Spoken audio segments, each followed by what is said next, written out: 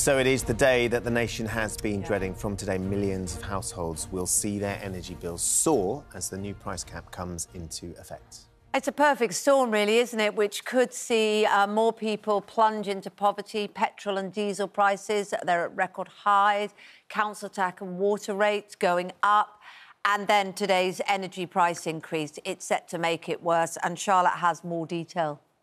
Yeah, it's not good news, is it? Households are set for the biggest rise in energy costs in living memory, with bills increasing by an eye-watering 54%. Now, the energy cap isn't an absolute cap on bills, as its name might suggest. It instead sets a limit on the maximum amount suppliers can charge for each unit of gas and electricity you use. Because of this cap, it's been estimated that, based on typical usage, households will see their bills go up to £1,971 a year. But, of course, if you use more, you pay more. And if things didn't seem horrific enough, the bad news is that the prices are set to soar even more from the 1st of October. With predictions, the price cap could rise to around £2,490 for typical use. So the bad news is things are set to get worse. Charlotte, thank you. Well, joining us now is mum of 6, Sharon Mace, who's really worried about the changes. And here in the studio, we have personal finance expert Gemma Godfrey, who hopefully will have some advice to Sharon and all other families around the country that are very worried. So, look, coming to you first of all, Sharon, you've already taken steps, haven't you? You've already stopped driving the family car 5 weeks ago and turned off the heating. Are you asking yourself, as you face the day you've been dreading, what more you can do? How worried are you? We're actually very worried about it, and honestly, I don't know what else I can do. We are literally doing everything we can at the moment. There's not much else I can save on. So what are the choices you're having to make? We hear about eating and heating. Just try and spell out some of the stark choices that you're having to make, what you're having to get rid of. At the moment, I mean, I've had to get rid of my tumble dryer because I literally can't afford to run it because it's on constantly. So we're starting to dry clothes around the house. We are using the community shop, which is, you know, that is a massive help. We've started to shop at places like Aldi's just to try and bring the food bills down. The children aren't having as many snacks as what they were having. So, you know, just little things. And Sharon, how are the children reacting to all of this? Because in amongst your concerns as their parent, you want them just to be able to go to school and enjoy themselves and be young children. Not have the worry. Not have that worry. And, of course, I'd imagine that that's having an impact on them as well. Yeah, I mean, you know, they're not able to, you know, go out as much as they were. We've had to stop some of the clubs and stuff because we just can't afford to do it. Thankfully, as they're getting older, they are a bit more understanding. But, you know, we've had to cut down. OK, well, let's speak to Gemma, because, of course, it sounds like Sharon is desperate for some ideas.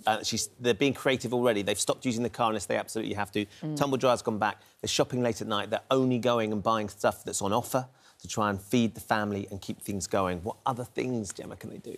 I mean, I'm here, obviously, to give more tips. The first thing that I would say is that I also think it can be really condescending and also counterproductive to say that a family struggling as much as that, oh, don't worry, turn your heating, you know, down by 1%. I just think this is an unbelievably tough time where people are fighting on all fronts. Their heating's gone off. Yeah, exactly. So this isn't the tweaks here and there. No. This is quite a, you know, very, very serious time.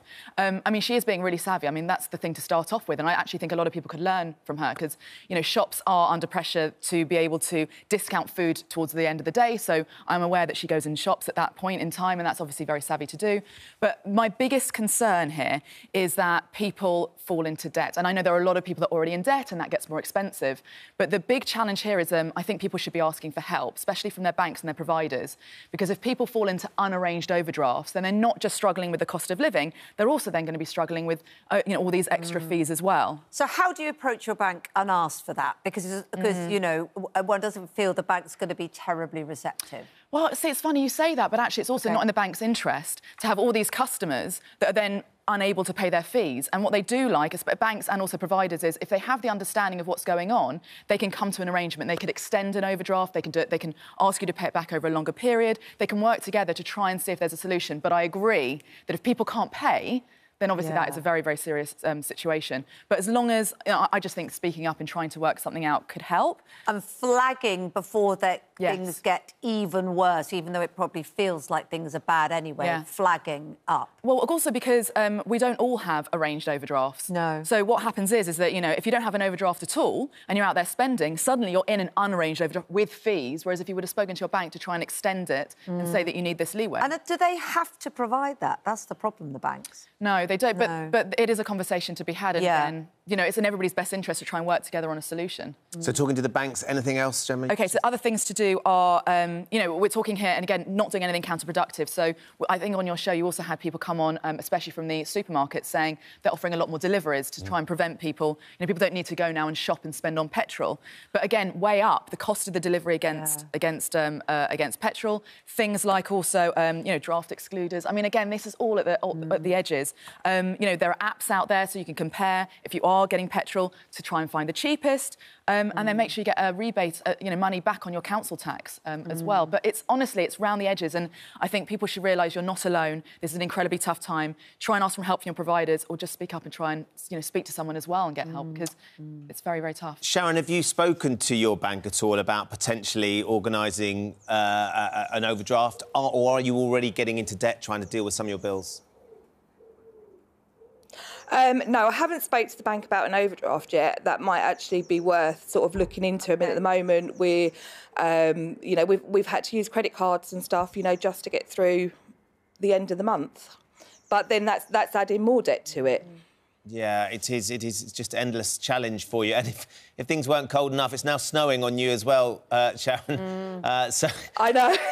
We better let you get in and get as warm as you can without the heating on. Put a few clothes on. But thank you for joining us. We're so sorry that you're finding yourself in this situation. Do stay in touch as well, though, because if there's anything else that we can try and help you with, then we will do our best to do that. Gemma, thank you for coming in. As you say, it's tinkering around the edges, unfortunately. It's just a brutal moment, isn't it? But I suppose you just have to hope that bit by bit, the little small things will add up to something that is tangible. Now, if you have been affected by any of the issues that we've been discussing, you can find advice and support at itv.com/helplines as well, including for emotional impact too. So worth looking there.